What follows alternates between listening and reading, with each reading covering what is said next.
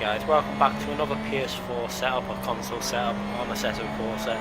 This time we're going to be driving this car that we've already done on the PC, so I wanted to get a console version of setup out. It's a new Porsche 911 GT3 2016 model. So we're taking it around Monza, starting our lap. We're going to brake just about on the 150 yard board and really attacking the braking zone, going down the gears, blipping the throttle on the downshifting and trying to skim both curbs on the apex there in first gear, get on the power nice and early in first gear, coming out the corner, working our way through the gears, going through the long right hander now, flat out, obviously no lifting for this corner, there's just no need to be lifting on this corner.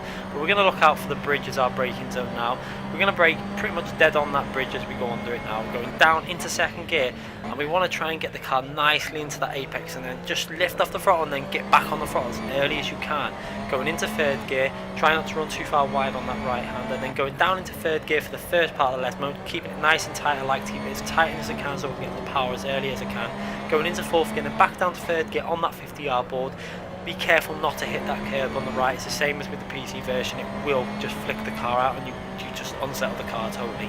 Now going through to the next braking zone, we're going to be again looking for the bridge up above us, not this one, the next one up above us now, the little boarding above us, and we're going to go down into fourth gear, then third gear as we approach the apex and take some of the curb. I've set the car up to be really nice over this curb. You still need to be careful of this left hand curb. See how I give it a wide berth from that corner?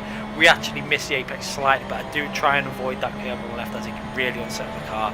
I've had a few occasions where the car's just spun out from that curb. It doesn't seem to affect other cars, but this car affects it quite badly, so I stay away.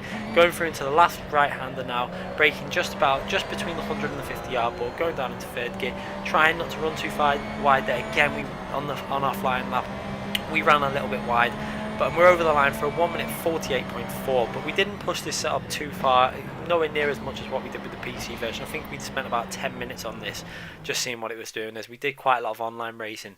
So we're going to go into the setup and have a little look at what we changed and what we did. You can see we put the brake balance all the way up to 70. That's just because obviously we're doing big braking zones, so I want the front to be as good at the braking as it can be. Downforce we went for 0.12. felt really nice in terms of downforce gearing. You can see they were pretty much getting close to the limit at the end of the straight there, so it's pretty much perfectly set. This car likes to rev, so I've set it so it can rev. Differential 10 and 70. 70 seems to help with the oversteer this car tends to have in general. It really gives a nice balance to the car on this track. Helps out through the lesmos, etc. And going through to the tyre pressures, we've gone really low on the front tyre pressures and obviously higher on the rears because the front tyre pressures really need to get some heat in them on this track. They don't really get worked that hard with the long straights. You can see the cambers, we've also gone quite low on the cambers to give ourselves a little bit more straight line speed. The toe angles, we could have gone lower on the front to give more straight line speed, but what I preferred, because this car's so reactive on the front end, I tried to up the toes higher just to try and get some understeer in the car and help it out over the curbs, because hitting the curbs when they were low tended to flick the rear out. So we've just tried to get the car a little bit more understeering in general, just to help out with traction through the chicanes. It really seems to help the car out. Ride height, again, we've gone reasonably high with this to help out pushing the car over the curbs. You still need to be careful on them curbs that I've noted, but you go any higher and it's going to not give the handling that I think you'd want out of the car. It feels really nice in terms of that ride height for this track. Springs, again, we've not really altered them too much. Anti-roll bars up to 2 on the rear and just 1 up on the front anti-roll bar. We didn't go too high as I didn't want it too strong on the front. Bump stops, we slightly adjusted I think, and the fast bumps we lowered them down again to help out over the curbs. Rebounds very slightly adjusted, and it's very slightly adjusted on the fast rebound, as you can see there. Travel range has also been slightly adjusted to help out over the bumps. As you can see on the PC version, this car, the PS4 version actually felt better than this PC version in terms of how it drove, and we pushed it a bit harder and got a 47.9. So I'm pretty confident that the PS4 version would maybe beat that time if I really pushed it. I just didn't really have time to spend pushing it too hard because I was doing another setup as well and wanted to get that done as well for you guys at Monza. It's another car coming from Monza.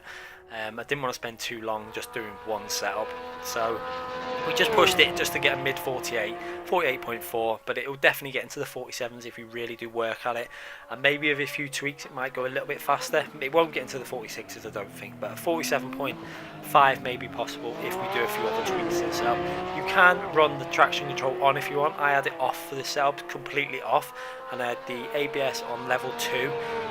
If you want to run it on level 3, just beware, it might affect your braking zones, because you really want to be... I did try 1, but it was a bit too strong. 2 just give me a nice balance. That's how I prefer to race with this car.